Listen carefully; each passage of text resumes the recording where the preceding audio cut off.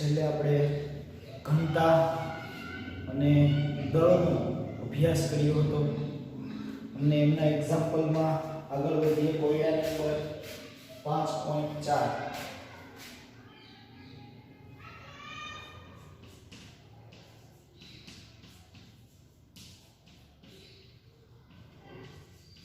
કોયડો 5.4. રકમ જોઈ લઈએ આપણે કે રકમ કંઈક તમને એવું કહેવામાં આવે છે કે નિયોન ડાયોક્સિજનનું મિશ્રણ. શેનું છે? નિયોન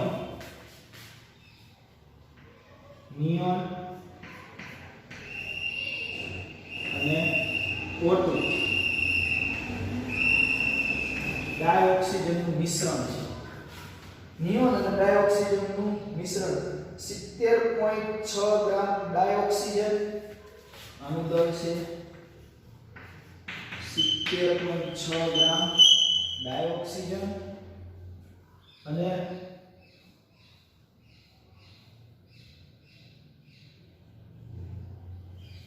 167.5 ગ્રામ નિયોન. નળાકારમાં વાયુઓનું મિશ્રણ દબાણ. આ એક નળાકાર છે.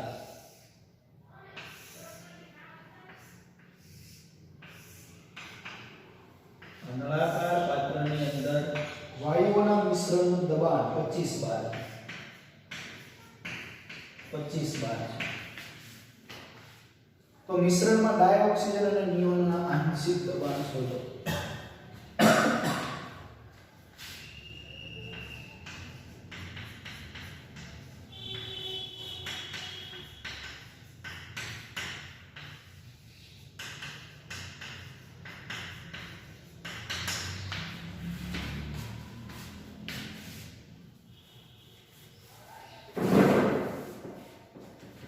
ચાલો હવે આપણને કીધું છે કે નળાકાર પાત્રની અંદર વાયુઓનું મિશ્રણ ભર્યું છે.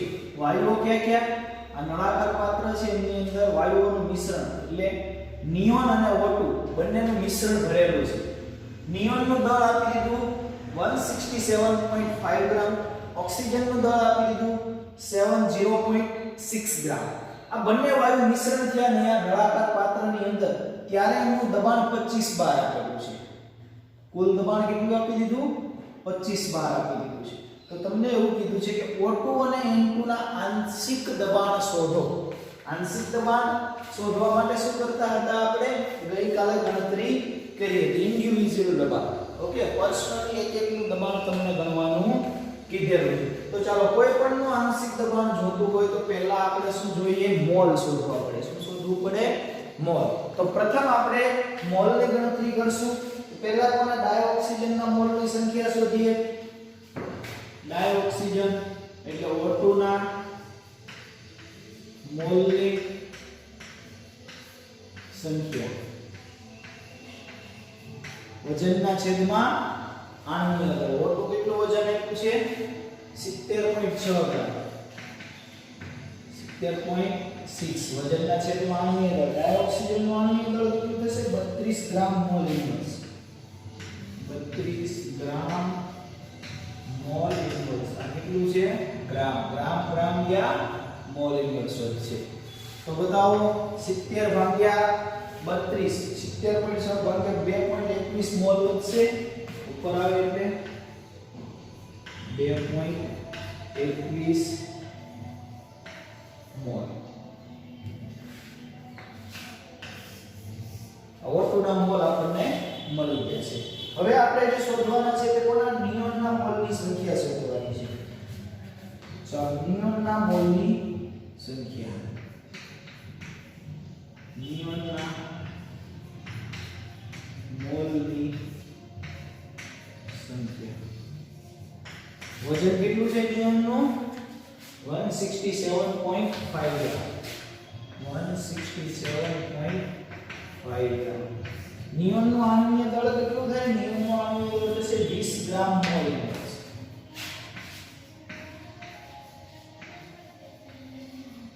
ગ્રામ ગયા મોલ ઉપર આવે તો ખાલી મોલ વધે. 167.5 ભાગ્યા 20 કરશો એટલે તમને મળશે 8.37. એટલું મળશે 1.37 તો બંનેના મોલ આપણને મળી ગયા. હવે કોના જોતા છે? મોલ અંશ જોતા છે. મોલ અંશ જોતા હોય તો શું કરીએ આપણે? O2 ના મોલ અંશ જોતા છે મારે. O2 ના મોલ અંશ. મોલ અંશ એટલે શું થાય? માનો કે કોઈ એક A પદાર્થ છે, કોઈ પદાર્થ A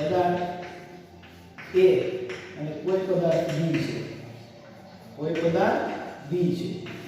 AB પદાર્થના મને મોલ અંશ ગણવા હોય તો શું કરું? તો કે A ના મોલ જોતા હોય તો A ના મોલના છેદમાં કુલ મોલ એટલે શું કરીએ? A B. A ના મોલ હું n કહી દઉં તો આના મોલ શું થાય? n+n1 n2 થાય કે B ના મોલ જોતા હોય તો B ના મોલના છેદની અંદર કુલ મોલ A B. B કોણ છે? n2 n1 n2 થાય. તો અહીંયા મને મોલ અંશ જોતા છે તો કોના મોલ અંશ જોઈએ છીએ? O2 ના મોલ અંશ જોઈએ છે મારે. તો મોલના છેદમાં કુલ મોલ કરું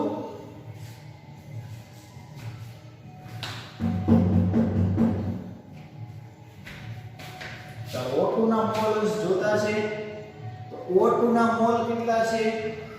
O2 ના મોલ ના છેદમાં O2 ના મોલ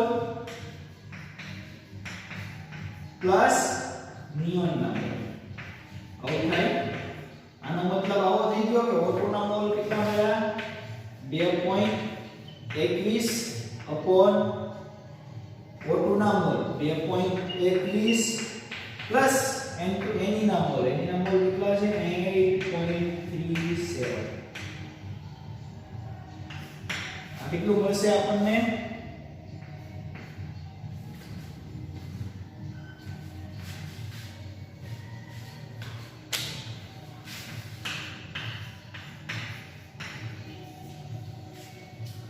2.21 ભાગ્યા 2.21 પ્લસ 8.37 એટલે મળશે 0.21 મળશે. શું મળશે?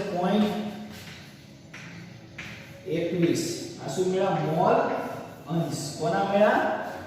O2 ના મેળા. એવી રીતે મારે કોના જોતા મોલ અંશ? નિયોનના મોલ અંશ જોતા. નિયોનના મોલ અંશ. નિયોનના મોલ અંશ એટલે શું કરશું? તો કે અહીંયા લખવાનું નિયોનના મોલ ના છેદમાં નિયોનના મોલ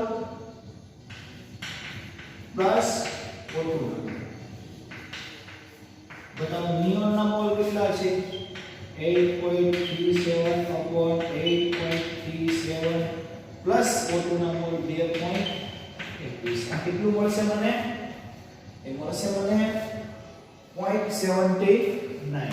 0.79. કુલ મોલ અંશ કેટલા થવા જોઈએ?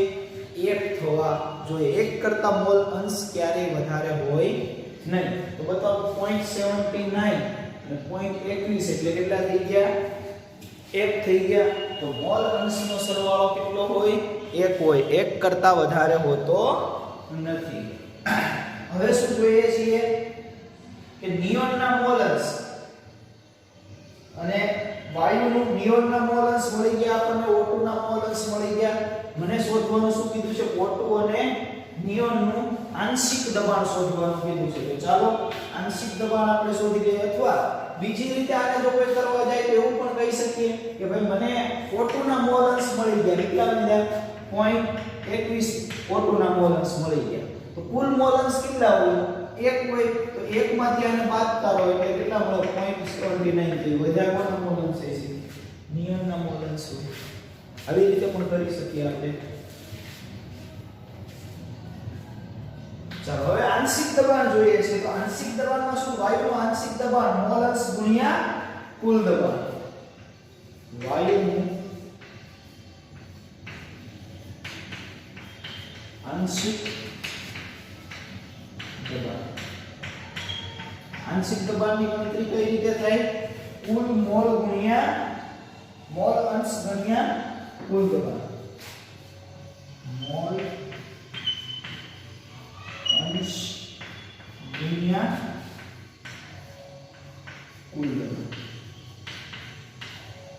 મોલ અંશ ગુણ્યા કુલ દબાણ. હવે મોલ અંશ કોના જોઈએ છે? તો કે ડાયોક્સિજન નું જો આંશિક દબાણ કરવામાં આવે તો શું થાય? ડાયોક્સિજન એટલે O2 ના મોલ અંશ મારે જોઈએ છે.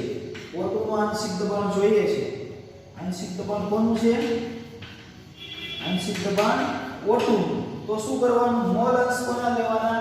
O2 ના. O2 કેટલું છે? 0.21 ગુણ્યા કુલ દબાણ તો તમને આપી દીધું, કેટલું આપ્યું છે?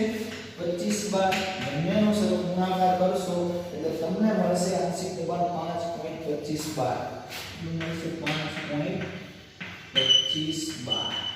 આ કોનું આંશિક દબાણ આવ્યું? O2 નું. તો O2 નું આંશિક દબાણ કેટલું થાય? આંશિક દબાણ 5.25 બાર. ચાલો હવે કોનું જોઈએ? નિયોન નું જોઈએ આંશિક દબાણ.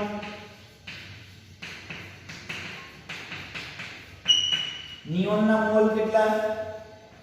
0.79 ગુણ્યા 25. 0.79 ગુણ્યા 25 કરશો જોઈએ ને આપણે, એટલે તમને મળશે 19.75 બાર. કેટલું મળશે? 19.75 બાર. યાદ લીધું. કોનું આંશિક દબાણ? નિયોન નું આંશિક દબાણ મળી ગયું આપણને. નિયોન નું આંશિક દબાણ મળી ગયું. તો નિયોન આ નિયોન એનું આંશિક દબાણ કેટલું થાય? 19.75 બાર.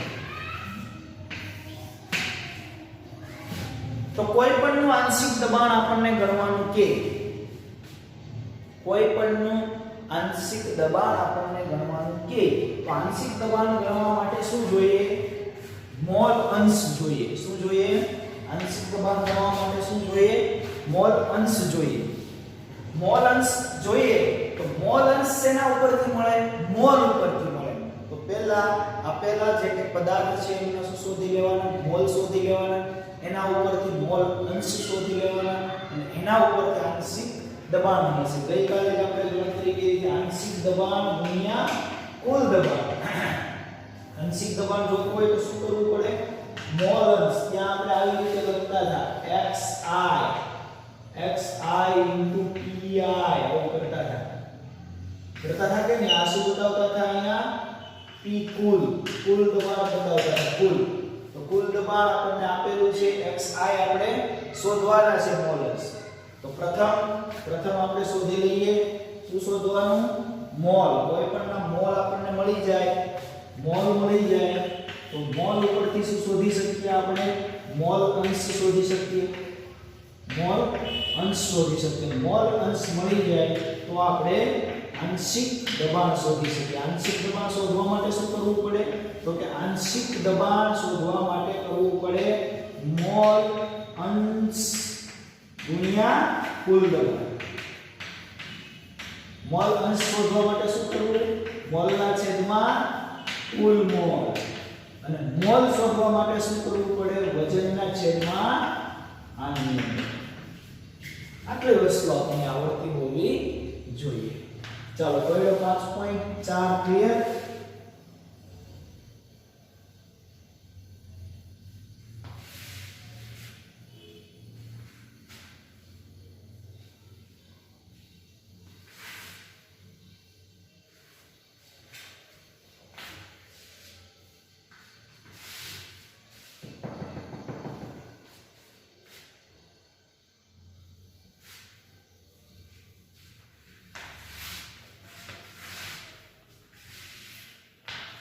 હવે આપણે વાયુઓના ગતિ ઊર્જા વિશે વાત કરીએ કે વાયુઓની ગતિ ઊર્જા હોય કેવી?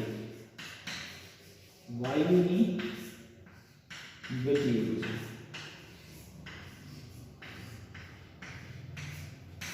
વાયુઓની ગતિ ઊર્જાની વાત કરીએ તો અત્યાર સુધીમાં આપણે નિયમો ભણ્યા. બોયલનો નિયમ ભણ્યો, ચાર્લ્સનો નિયમ ભણ્યો, ગેલિયોસેફનો નિયમ ભણ્યો, એવોગાડ્રોનો નિયમ ભણ્યો. આ બધા નિયમો જે ભણ્યા છે તેમાં દરેક નિયમ દબાણની વાત કરે છે. શેની વાત કરે? દબાણની વાત કરે. ભાઈ કદ આવું કરવામાં આવે તો દબાણમાં આટલો ફેરફાર થાય, અથવા દબાણમાં ફેરફાર કરવામાં આવે તો કદમાં આટલો ફેરફાર થાય. તો તો આપણે માત્ર ને માત્ર જો વાત કરી હોય તો દબાણ અને કદની વાત કરી છે, પણ વાયુઓની ગતિ કેટલી હોય, એની ઝડપ કેટલી હશે, આ ઝડપની કંઈ આપણે ચર્ચા કરેલી નથી. તો ચાલો આપણે વાયુઓની ગતિ ઊર્જાની વાત કરીએ કે એની ઝડપ જે છે તે કેવી હોય છે. તો આપણે વૈજ્ઞાનિકો દ્વારા પ્રયોગમાં અવલોકન કરેલ પ્રાયોગિક હકીકતો ખૂબ જ ચોક્કસ નિવેદન કરે છે. કાળજીપૂર્વક પ્રયોગ કરવા માટે વૈજ્ઞાનિકોની પદ્ધતિ છે કેવી હોય છે, જુદી જુદી હોય, જુદી જુદી પ્રણાલીઓ હોય. પછી વૈજ્ઞાનિકોને જાણવા આતુર હોય છે કે પ્રણાલી આ માટે પ્રકારની વર્તણૂક ધરાવે છે. ઉદાહરણ તરીકે વાયુના નિયમો આપણે પ્રાકકથન કરવા જઈએ તો મદદરૂપ થાય છે કે વાયુઓ છે એ સંકોચ આવવાથી એનું દબાણ વધે છે. જુદી જુદી અલગ અલગ પ્રણાલીઓની અંદર વૈજ્ઞાનિકો આતુર હોય કે ભાઈ વાયુ છે કોઈ પણ વાયુ સંકોચાઈ જાય. માનો કે આ પાત્રની અંદર મેં વાયુ ભરેલો છે, આની અંદર એક વાયુ ભરેલો છે, આ વાયુ ભરેલો છે. હવે આ પાત્રની અંદર જ્યારે દબાણ આપવામાં આવે ત્યારે વાયુ શું થઈ જાય, સંકોચાઈ જાય. વાયુ કમ્પ્રેસ થાય, સંકોચાઈ જાય. સંકોચાઈ જાય એટલે શું થાય તો કે કદ ઘટી જાય અને દબાણ આપો તો આ કદ કેવું થશે, આનું ઘટશે, દબાણ વધશે. આવું કેમ થાય છે આ જાણવા માટે વૈજ્ઞાનિકો ખૂબ આતુર હોય છે કે વાયુઓમાં આવું શા માટે જોવા મળે છે. તો એમના માટે થઈને એમણે પ્રાકકથન કર્યું કે વાયુઓ સંકોચન અનુભવે છે. મતલબ વાયુઓ ઉપર જ્યારે દબાણ આપવામાં આવે છે ત્યારે એના દળની અંદર શું ફેરફાર થતો હોય છે, દળ જે છે એમનો ફેરફાર કેવો હોય છે, આ પ્રશ્નનો જવાબ એમને જોતો. તો ખરેખર દબાણ આપીએ છીએ તે વાયુ સંકોચાઈ જાય તો એમનું દળ બદલતું હોય છે કે નહીં બદલતું હોય, એમની ચર્ચા, એમના માટે પ્રશ્ન છે ખૂબ અગત્યનો થઈ ગયો હતો. ત્યાર પછી વાયુઓ સંકોચવામાં આવે છે ત્યારે આણ્વીય દળે શું થતું હોય છે, આ પ્રશ્નના ઉત્તર માટે એક વાદ રચવામાં આવ્યો અને નમૂનો છે એટલે માનસિક વાયુઓના દળની અંદર શું ફેરફાર થતો હોય છે એમના માટે થઈ અને એક વાદ રચવામાં આવ્યો. વાદ રચવામાં આવ્યો એટલે શું કરવામાં આવ્યું, વાયુઓને જોઈ તો શકાતા નથી, એક કાલ્પનિક ચિત્ર ઊભું કરવામાં આવ્યું અને એ કાલ્પનિક ચિત્રની અંદર એવું વિચારવામાં આવ્યું કે વાયુઓ ખરેખર દબાણ આપીએ છીએ ત્યારે એમના કદની અંદર, એમના દળની અંદર વગેરે ફેરફાર થાય છે, શાના કારણે થાય છે. તો એમને અલગ અલગ મુદ્દાઓ કીધા કે ભાઈ પ્રથમ કે વાયુઓની અંદર વાયુઓનું વર્તણૂક સમજવા માટે આપણે અવલોકન બધું સારી રીતે સમજવા, વાયુઓનું વર્તણૂક પર પ્રકાશ પાડતો આ વાદ ગતિવાદ છે. ગતિ એ આણ્વીયવાદની ધારણા અથવા અભિધારણાઓ નીચે મુજબ છે. હવે એમણે પ્રથમ ધારણા કરી કે વાયુઓની એક સરખા કણો પરમાણુ કે અણુની મોટી સંખ્યા ધરાવે છે. વાયુઓ શું ધરાવે, એક સરખા કણો ધરાવે, એક સરખા કણો ધરાવે. વાયુઓ શું કરે, એક સરખા કણો ધરાવે. કણો એટલે કોણ, પરમાણુ. પરમાણુ હોય,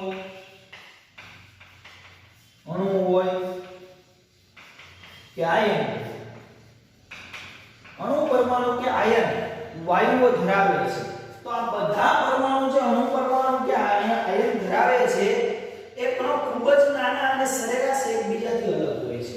એ કેવા હોય, એક તો ખૂબ નાના હોય અને એકબીજાથી કેવા હોય, અલગ હોય. આ વાયુઓના કણો છે કેવા છે, ખૂબ જ નાના હોય અને એકબીજાથી અલગ અલગ હોય, કોઈ જોડાયેલા હોતા નથી. હવે આ જે વાયુઓ છે જેથી તેમનું કદ તેમની વચ્ચે ખાલી અવકાશની સરખામણીમાં ન ગણ્યો હોય છે,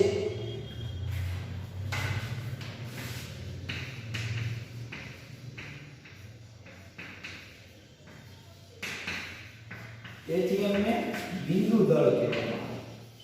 એમનું કદ જે છે, આનું કદ જે છે ને એ એમની વચ્ચે રહેલો જે અવકાશ છે, અવકાશ દેખાય ને બધો ખાલી, એ અવકાશની સરખામણીમાં તો એમનું પોતાનું કદ ન ગણ્ય હોય છે, ગણી ન શકાય એવું, કેમ કે અવકાશ એટલો બધો મોટો હોય છે. આટલા અવકાશની અંદર 1 થી 2 કણો હોય તો અવકાશની સાપેક્ષે એમનું જે કદ જે છે એનું જે દળ જે છે એ કેવું હોય છે કદ ન ગણ્ય હોય છે એટલે ગણી શકાય નહીં તેવું હોય છે એટલે આપણે ગણતા જ નથી તો પછી એમનું દળ કેવું હોય તો દળને નામ આપવામાં આવ્યું બિંદુ દળ શું કહેવામાં આવ્યું બિંદુ દળ કહેવામાં આવે તો વાયુઓ છે એને બિંદુ દળ હોય આખા રૂમની અંદર ફેલાઈ ગયો તો આપણે એમ કે વાયુઓનું દળ કેટલું તો એમ લાગે કે આખા રૂમની પણ આખા રૂમની અંદર બે જ કણો હોય તો વાયુના બે જ પરમાણુ હોય તો આખા રૂમની સાપેક્ષે એ બે કણોનું કદ કેવું છે ન ગણીએ છે તો પછી એનું દળ ગણવું હોય તો શું કરવું પડે એનું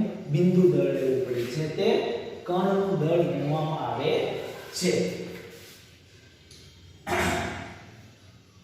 આ ધારણા વાયુઓની સંકોચનીયતા સમજાવે છે આ ધારણા શું સમજાવે કે વાયુ છે એ સંકોચવાનો ગુણધર્મ ધરાવે સંકોચવાનો ગુણધર્મ ધરાવે આના કારણે વાયુઓ શું થાય ખૂબ જ સંકોચનીય હોય છે એટલે એના પર દબાણ આપવામાં આખા રૂમની અંદર બે વાયુઓ છે ખાલી બે વાયુઓ પરમાણુ તો હવે એના પર દબાણની અસર આપવામાં આવે તો લાગે જ તે કેમ કે વાયુઓનું કદ કેવું કીધું આપણે ન ગણી કીધું તો જગ્યા એની સાપેક્ષે એને દબાણ આપો તો નજીક આવશે ઘણા બધા કમ્પ્રેસ થઈ શકે એટલે એના ઉપર દબાણની અસર છે ખૂબ જ થાય છે તેથી એવું ધારણા કરવામાં આવી કે વાયુઓ સ્વભાવે કેવા હોય છે તો કે સંકોચનીય હોય છે તો પ્રથમ ધારણા આપણને એવું સમજાવે છે કે વાયુ જે છે એમની વચ્ચે મોટી જગ્યા હોવાથી તે સંકોચનીય ગુણધર્મ ધરાવે છે વાયુઓ વચ્ચે મોટી જગ્યા હોવાથી સંકોચનીય ગુણધર્મ ધરાવે છે તેથી તે કેવા હોય છે સંકોચનીય આ હતી એમની પ્રથમ ધારણા બીજો વાદ કયો આવ્યો તો કે બીજા વાદની અંદર એમણે કીધું કે સામાન્ય તાપમાન અને દબાણે આણ્વીય દળની અંદર શું ફેરફાર થતો હોય છે તો કે સામાન્ય તાપમાન અને દબાણ કણો વચ્ચે આકર્ષણ બળો હોતા નથી આ ધારણાને હકીકતમાં ટેકો મળે છે તો વાયુઓ વિસ્તરી શકે છે અને તેમને મળતા અવકાશને સામાન્ય તાપમાન અને દબાણે સામાન્ય તાપમાન અને દબાણ વાયુઓ જે હોય છે તેમની વચ્ચે કોઈ પણ પ્રકારનું આકર્ષણ બળ હોતું નથી કોઈ પ્રકારનું આકર્ષણ બળ નથી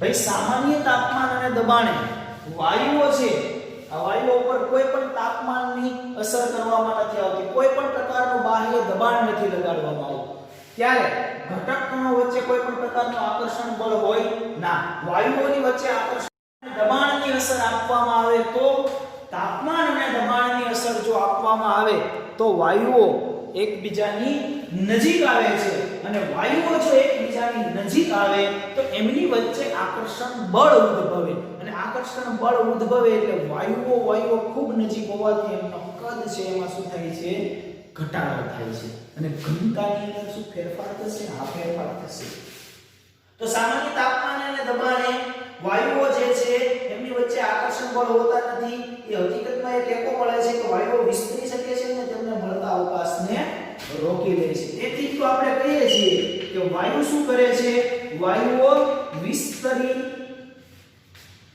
શકે અને મળતી જગ્યાને રોકી લે છે શું કરે છે મળતી જગ્યા અથવા તો અવકાશ ને શું કરે છે રોકી લે છે વાયુઓ વિસ્તરી જાય છે ને ભાઈ કોઈ ગેસ સિલિન્ડર છે ને ખોલી નાખો તો આપોઆપ પ્રસરી જાય વાયુઓ અને તમારે ધક્કો મારવો પડે પ્રસરવા માટે નહીં પ્રસરવા માટે ધક્કો મારવો પડતો નથી કેમ કે વાયુઓના ઘટક કણો વચ્ચે કોઈ આકર્ષણ બળ છે જ નહીં હવે આકર્ષણ બળ ના હોય તો બોટલ ખોલો એટલે સીધા પ્રસરી જાય અને એને જેટલો પણ અવકાશ મળે છે તે બધા અવકાશ એર રોકી લે છે આ રૂમમાં ખોલો આખી રૂમમાં ફેલાઈ જાય છે વાયુ કોઈ નાના એવા 10 ફૂટના રૂમની અંદર ખોલો તો 10 ફૂટમાં પ્રસરી જાય છે એક બોટલમાંથી તો વાયુઓને મળતી જગ્યાએ રોકી લે છે આ એની બીજી ધારણા હતી ત્રીજી ધારણા એવી હતી કે વાયુઓના કણો હંમેશા સતત અને અસ્તવ્યસ્ત ગતિમાં હોય છે વાયુઓના કણો કેવા હોય સતત અને અસ્ત વ્યસ્ત ગતિ હોય છે. વાયુઓની ગતિ કેવી હોય? સતત હોય. સતત એટલે કે કન્ટિન્યુ પ્રેશર કરે, ફેલાતો હોય. પણ આ વાયુઓ જે ફેલાય છે કોઈ દિશા થોડી હોય કે એક જ લાઈનમાં આવી રીતે ફેલાશે, બધા થોડું થોડું ડિસ્ટન્સ રાખીને. એવું થતું નથી. કેવી હોય ગતિ? અસ્ત વ્યસ્ત. ઘડીક ઉપર છે, ઘડીક અહીંયા ક્યાંક હોય, થોડીક વારમાં અહીંયા ક્યાંક વાયુનો કોણ હોય, થોડીક વારમાં અહીંયા હોય, અહીંયા હોય, અહીંયા હોય, અહીંયા હોય. આમાં બધે ફેલાય છે. એની ગતિ કેવી છે? અસ્ત વ્યસ્ત હોય છે. એટલે વાયુઓ છે એ હંમેશા કેવો હોય? સામાન્ય તાપમાન અને દબાણ તેમની વાયુઓના કણો હંમેશા સતત અને અસ્તવ્યસ્ત ગતિ ધરાવે છે. જ્યારે કણો ગતિ ન હોય, કણો ગતિમાં ન હોય અને ચોક્કસ જગ્યાએ હોય છે, ત્યારે વાયુ પાસે ચોક્કસ આકાર હોય છે જે જોઈ શકાતો નથી. આપણે એમ કીધું કે વાયુઓ જે છે એ કેવું કરે છે? સતત અને અસ્તવ્યસ્ત ગતિ કરે છે. માનો કે કોઈ એક પાત્રની અંદર આપણે ભરી દીધા. હવે આ પાત્રની અંદર આપણે વાયુઓને ભરી દીધા. તો આમાં વાયુઓ બધા ગોઠવાઈ જશે અંદર. આ પાત્રની અંદર વાયુ, હવે તો ગતિ નથી કરવાના ને, પાત્રની અંદર વાયુઓ ભરી દીધા એટલે એમને કોઈ ખુલ્લો અવકાશ નથી મળતો, એટલે હવે ગતિ કરવાના નથી. તો હવે ગતિ નથી કરવાના તો શું એનો આકાર આપણે જોઈ શકીએ? ત્યારે વાયુ પાસે ચોક્કસ આકાર હોય છે જે આપણે જોઈ શકતા નથી. આ પાત્રની અંદર ભરી દીધા પછી શું કરશે? વાયુ પાસે આકાર હોય. શું હોય? વાયુ પાસે આકાર હોય છે અને આ આકાર જે છે એ આપણે જોઈ શકતા નથી. આનો આકાર આપણે જોઈ શકતા નથી. વાયુઓ જ્યારે સ્થિર હોય છે ત્યારે તેમનો આકાર આપણે જોઈ શકતા, આકાર ધરાવે. વાયુઓ સતત અને અસ્તવ્યસ્ત ગતિ કરતા હોય, પછી જ્યારે ચોક્કસ જગ્યાએ હોય છે ત્યારે વાયુ પાસે જ્યારે ચોક્કસ જગ્યાએ હોય ત્યારે તેમની પાસે શું હોય? આકાર હોય. શું હોય? આકાર હોય. પણ આપણે જોઈ શકતા નથી કેમ કે વાયુઓ દેખાતા નથી, માટે એમનો આકાર આપણે જોઈ શકતા નથી. એટલા માટે આપણે કહીએ વાયુઓને કોઈ આકાર હોતો નથી. તો ત્રણ અભિધારણાઓનો અભ્યાસ આજે આપણે કર્યો. ચોથી અભિધારણા આપણે ભણશું આગળ. પહેલી અભિધારણા એવું કહે છે કે ભાઈ વાયુઓ એક સરખા કણો ધરાવે છે, નાના કણો ધરાવે છે, આ બધા જ કણો ધરાવે છે. એ શું હોય છે? તો કે નાના કણો અલગ અલગ હોય છે. એ અલગ અલગ કણો હોય છે તો એમનું દળ જે છે કેવું હોય છે? તો કે દળ છે એમના ખાલી અવકાશની સરખામણીમાં કેવું હોય છે? કદ નગણ્ય હોય છે. આની સરખામણીમાં આનું કદ કેવું હોય છે? નગણ્ય હોય. તેથી વાયુઓને કયું દળ હોય? તો આપણે કીધું કે બિંદુ દળ હોય. બીજી ધારણા શું કીધી? તો કે સામાન્ય તાપમાને અને દબાણે કોઈ પણ પ્રકારનું આકાર સામાન્ય તાપમાને અને દબાણે વાયુઓ વચ્ચે કોઈ પણ પ્રકારનું આકર્ષણ બળ હોતું નથી. હવે આકર્ષણ બળ ના હોય તો વાયુઓ શું કરે? પ્રસરી શકે જુદી જુદી દિશામાં, બધે ફેલાઈ જાય છે. એટલે વાયુઓ વિસ્તરી શકે છે અને એને જે મળે જગ્યા એ જગ્યા એ શું કરે છે? રોકી લે છે. ત્રીજી અભિધારણા આપણે એવી કીધી કે સતત અને અસ્તવ્યસ્ત ગતિ કરતા હોય. વાયુઓ કેવા હોય? સતત અને અસ્તવ્યસ્ત ગતિ. એની કોઈ દિશા ન હોય કે આ દિશામાં વાયુ જશે એમ. અહીંયાથી છૂટો કર્યો તો જમણી બાજુ વાયુ જશે, ડાબી બાજુ જશે, એવી કોઈ એની દિશા ફિક્સ હોતી નથી. હા, પણ વાયુ જ્યારે સ્થિર હોય છે ત્યારે એમનો આકાર હોય છે. એ આકાર આપણે જોઈ શકતા નથી. તો મુખ્ય ત્રણ અભિધારણાઓ આજે આપણે ભણી. આગળની જે ચોથી, પાંચમી, છઠ્ઠી અભિધારણાઓ છે તે લેક્ચર નંબર 11 ની અંદર આપણે એનો અભ્યાસ કરશું.